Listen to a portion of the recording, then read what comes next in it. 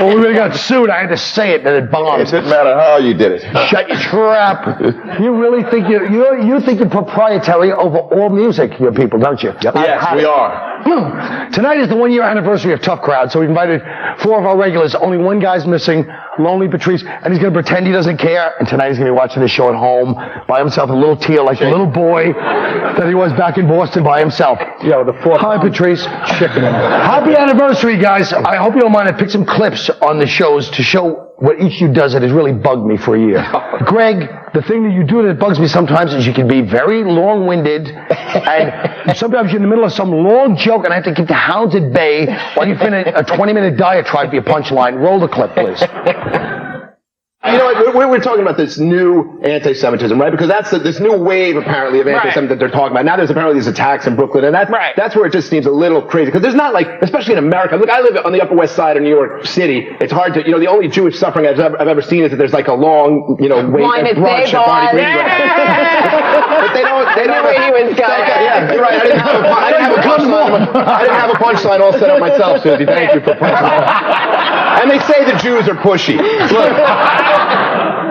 And you kept going. We had to cut it. Now, I know that was not the crystal clear example of it, but what do you expect from the show? Now, listen, Norton, you're next. Norton, what bugs me and bugs everybody here, I'm sure, is your fake intellectual gestures. And it's not even, you're talking about idiocy, but you got your hand like this, and it's like, where do you get that idea of intelligence from? 40s movies? Why don't you get a monocle and stroke your chin, stupid? You're a dullard. Ready? Roll the clip. I'm talking about fat people are now fighting because they want the American Disabilities Act to apply to them, and it's sickening. You're not disabled if you're fat. You know who's disabled? Whoever is stuck sitting next to you on a plane. That's who's disabled.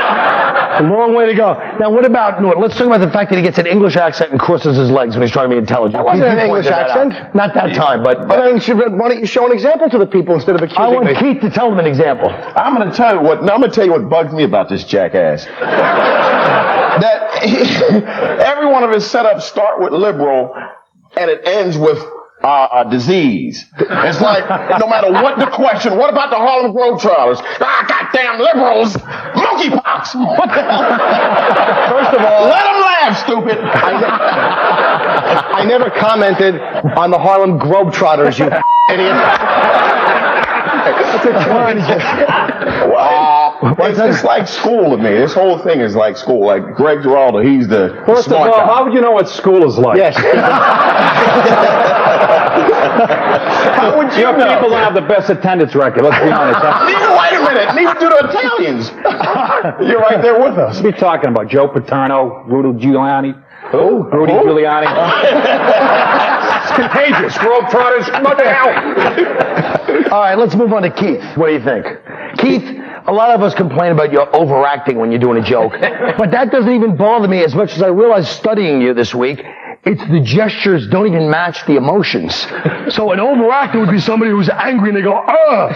But yet you take it even a step further. It can't be called acting because you'll actually be sad when you're angry, and then like when you're trying to be quiet, you'll start gesturing your arms. It makes the audience baffled and horrified. Roll the clip, please. Shoshana Johnson was the talk of the week for a half hour. They were like, we're going to save Shoshana Johnson. Then about a minute later, it's like, beat it, black bitch. Jessica's missing. Now, were you angry or happy? Nobody knows. How can anyone tell you? I'm going to tell you what it was. First of all, it was Like about Shoshana Johnson, how that she got a little bit of media attention. I mean, she got a lot of media attention until the white girl showed up. Once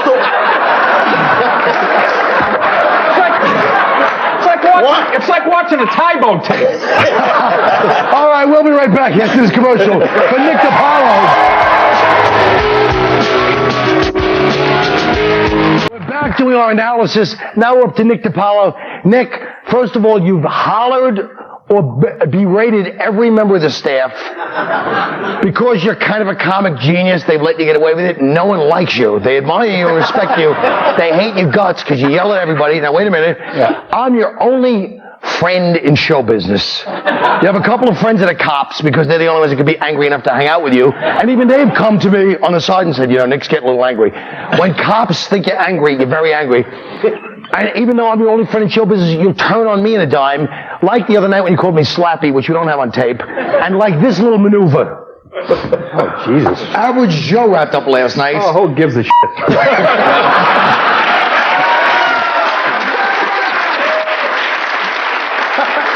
I know you love that. They just don't care. They don't care. There's me trying to pretend I'm not fuming. Vic, what the hell's your problem? Don't you think at least... Well, it's called Tough Crowd, and we're talking about Average Joe. That was very succinct. I didn't like it. There's no sandwiches. There's no sandwiches in the green room anymore. Right? I'm watching cameraman eat jumbo shrimp. I'm eating celery. I mean, what the is going on? Seriously. I'm the only one that speaks up, so yeah, I end up with the ass reputation, but they're all complaining too. I know they are. Because nobody seems to understand what goes into making a show. Because you comedians... What, mayonnaise and bread? Jesus. I understand the mentality of you self-obsessed dummies. I understand what happens. You swagger in, we're working around the clock trying to think of topics, trying to keep a daily show topic fresh, which is not easy, trying to keep the conversations going, all these guests coming in and out. You basically come in and start belly aching. You know, you're looking to get stabbed by one of the staff members. I'm just going to tell you. I don't... Listen. The bottom line is this. Nick complains the most.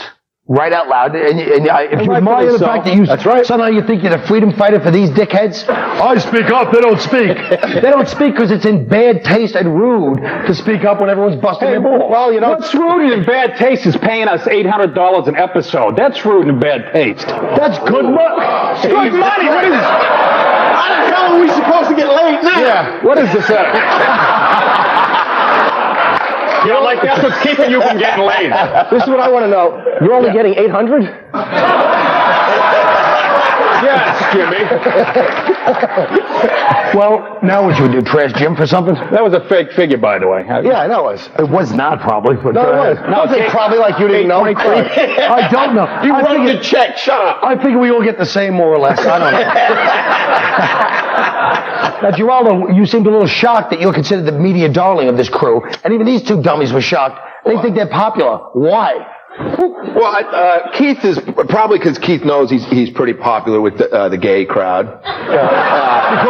Because of the well-coiffed beard. No, because of the neatly trimmed beard and the obvious gay bashing on the show, because gay guys have all been... He doesn't like gays. I don't gay bash. I'm telling you something. I'm not for gay marriage because I'm not for gay marriage. It's not because I'm gay bash. He's not gay bashing. He doesn't like, you know... No, but he passionately voices distaste for gays, and gay guys like that. They're self-hating, so they're drawn to you. I don't...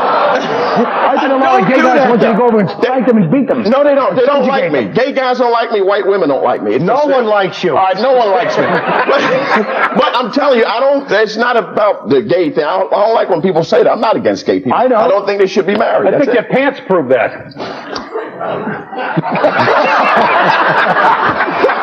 Wow. Go ahead, Nick. Do your thing. Call them a bunch of NYU f***s. I thought they went to college. Listen, the bottom line is all your character flaws that I've shown on this show all exist, and I want them changed now. And Patrice, and I know everyone resents me for spoiling fat Patrice and letting him talk endlessly for the whole show. What I don't like about that fat idiot is his, and I love him, I do love him, but what I don't like about him is his Act 4, how he laughs all the way through. Oh, he's awful.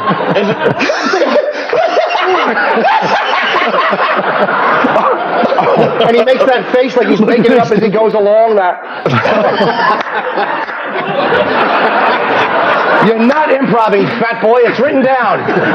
We'll be right back.